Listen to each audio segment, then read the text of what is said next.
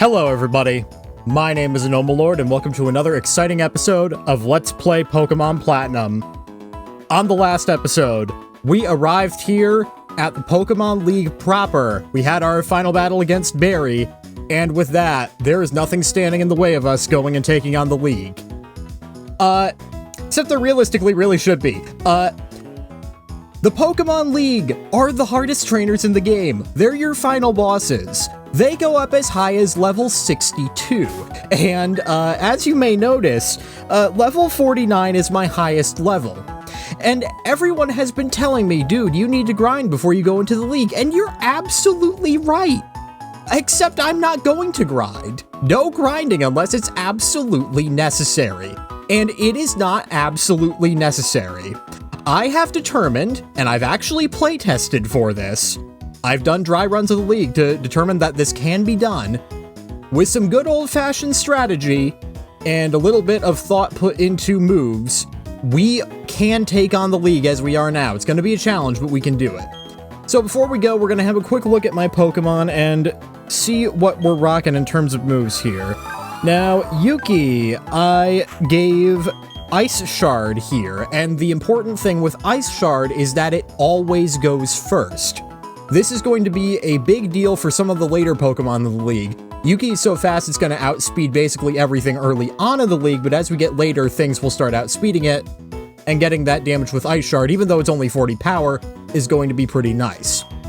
Alright, just moving on to Pen here. I gave Pen Blizzard in place of Brick Break, because Brick Break is pretty darn useless in the League, and I'd initially considered having Blizzard on Yuki, but Ice Shard just made more sense, so figured I may as well give Pen Blizzard. It's fairly defensive anyway, so if I need to get that Blizzard off, I can. Big Bertha messed with its moveset a little bit. I gave it Substitute, which, as we've been over, takes a bit of your health to put out a substitute that will take damage for you. Not entirely sure how helpful this will be, but it is a good thing to fall back on. We replaced Rock Slide with Stone Edge here. It's got less PP, but it is so much more powerful that I think it's worth it.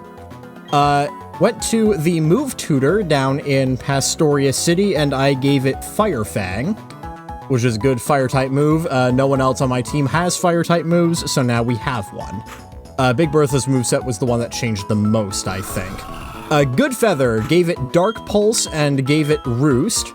Roost is a move I can use to heal up without needing to use potions, so that's a good thing, and Dark Pulse is just a powerful Dark-type move I get stabbed from, so these are both better than what it had before. Now, Cabbage Pat, I gave Weather Ball in place of Sludge Bomb.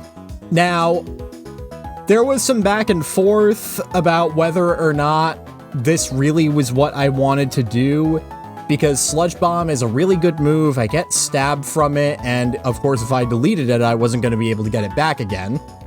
But there's really nothing in the League that's weak to Poison. Any of the weaknesses that Poison has are covered by other types, so there was really no reason for me to keep it. And Weather Ball, with any weather effect out on the field, that becomes a 100 base power move. And if I combine that with Sunny Day, that's a 100 base power fire type move. If I combine it with Sandstorm, which I can put up just by throwing Big Bertha onto the field, that's a 100 base power rock type move. It is such a good move that I think it made sense to sacrifice Sludge Bomb for it. Keeping Grass Knot, keeping Solar Beam, keeping Sunny Day, all of those are very useful to me. I didn't mean to back out. We need to look at Proton. Proton! The only change I made with Proton's moveset was giving it Conversion, which allows it to become the same type as one of its moves. This can be potentially useful, unclear how useful it's going to be, but at the very least, more useful than Magnet Rise. The other thing I have done is I have bought a crap ton of items. Mostly healing items, 40 Hyper Potions, 15 full restores, 40 full heals, 20 run revives. I have all the other items I've been saving. All of these are going to be coming in very handy in the League.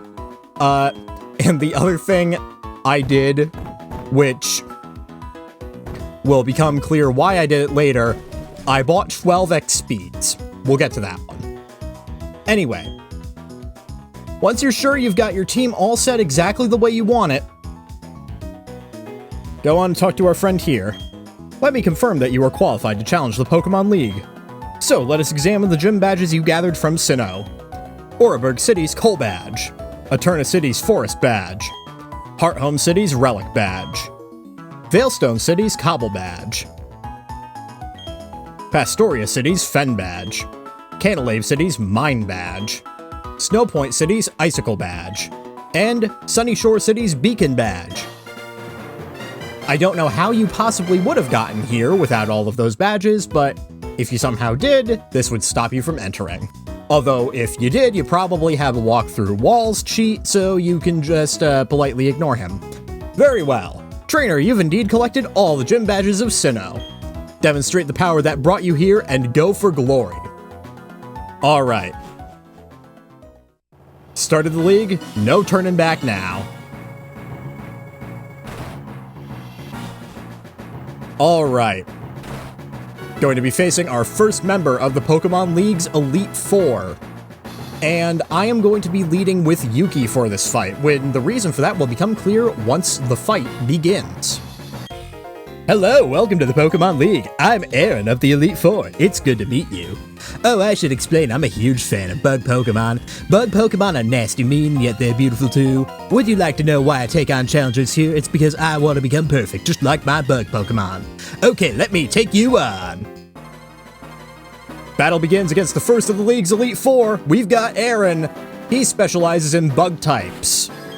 And he is going to begin with Yanmega, level 49, speed boost for its ability. At the end of every turn, its speed will boost. Air Slash, Bug Buzz, U-Turn, and Double Team. If this thing starts using U-Turn, it can be a real pain in the rear end, because we've seen the effects of U-Turn before, we know what that move does. All of its other moves are pretty deadly as well, but through experimentation, what I've discovered is I can just Ice Beam the thing. I outspeed it, it's quad weak to this move, it is going to die. Alright. Down it goes. Yuki grew to level 48. Alright, next up we got Scizor. His Scizor is going to be level 49, Swarm for its ability, increases bug-type moves under some condition. Don't quite remember. It is Bug Steel type. Got Iron Head, X-Scissor, Night Slash, and Quick Attack. All of those are just pretty powerful moves, and this thing's a pretty powerful Pokemon overall. So, you know, it is going to be a little bit of a challenge. Fortunately, it is quad weak to Big Bertha's Fire Fang, so we're going to see how far we get with that. This will not one-shot it, but it will do quite a bit of damage to it.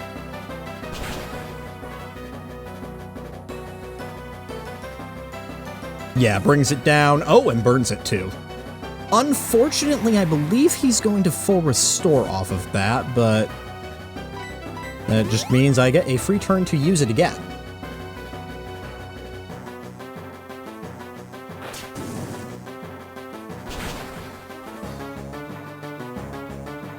And it brings it right back down to the same spot. Just use it one more time, and that should be it for Scizor.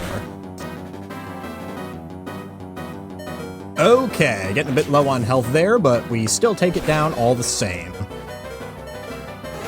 First two down without much of a struggle, but if he's sending in next what I think he will be sending in next, we're going to be in for fun times. Alright, here we go. Drapion.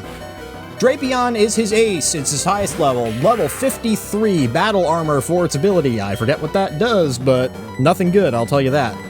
X-Scissor, Cross Poison, Ice Fang, Aerial Ace. Now, this is also the one Pokemon on his team that is not bug type. It's Poison Dark, which is kind of a pain in the butt type to deal with.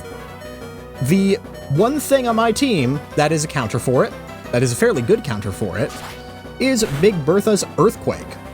Big Bertha is weak to Ice Fang, but Ice Fang isn't actually going to do all that much damage to me. It doesn't get stabbed from it. It's not all that powerful of a move to begin with, so I should tank this fairly effectively.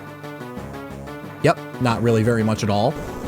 Get some decent damage off with Earthquake. Won't be a one-shot, but shouldn't be too hard to two-shot. Knock it down low, triggers his Citrus Berry, so he's not going to be healing next turn. And to be safe, I will just use it again. Once the Sandstorm whittles him down a little bit.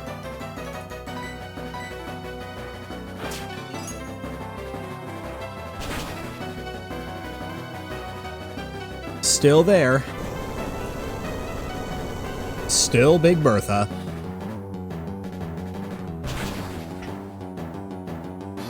All right. Down he goes. All right, and unfortunately, I think Big Bertha's streak is about to come into an end. Next up, we got Heracross, level 51, bug fighting type. It's got Swarm for its ability, got Megahorn, Close Combat, Night Slash, and Stone Edge. This thing is kind of a monster. It's got a lot of really powerful moves. Megahorn and Close Combat are pretty powerful. It gets same type attack bonus from both of them. Stone Edge is really going to hurt you if you throw in a flying type against it, and Night Slash is just a good overall move. The one weakness it really has there is that Close Combat's going to lower its defensive stats, so if it starts using that, it might start to get into trouble. I don't want to throw in Good Feather against this thing, so I'm just probably going to get it into a war of attrition here with Stone Edge. Good Feather realistically would be the one to use against this thing, but Close Combat and Megahorn sort of scare me. I guess I'll go for... Oh yeah, that's right, because fighting resists rock, doesn't it? We are going to go with Fire Fang next turn.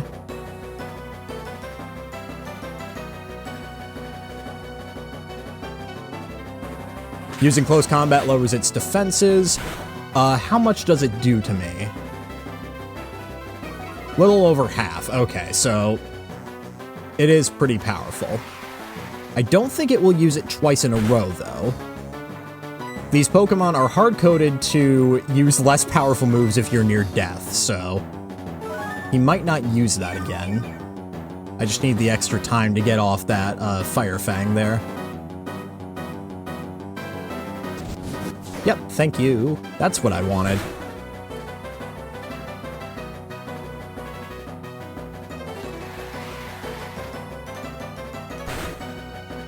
Alright, is he gonna do it again? He is. I might live, let's see. I doubt it. No, I did not live. Alright. Well, was sort of expecting that to happen. Alright. Now... Oh, the other thing I didn't go over was held items. Basically everyone is the same. Big Bertha did get the Quick Claw, though. And what the Quick Claw does is it sometimes allows you to move first. I think we played around with that one. I think I may have given it to Cabbage Patch near the very beginning. Can I please outspeed you? That would be nice. I can outspeed you. That's very good. And since you lowered your defenses, I think you're just dead. Yeah, you're just dead. Very good. And I think that's 4 of his 5. And the good news is that the last one is Vespiquen.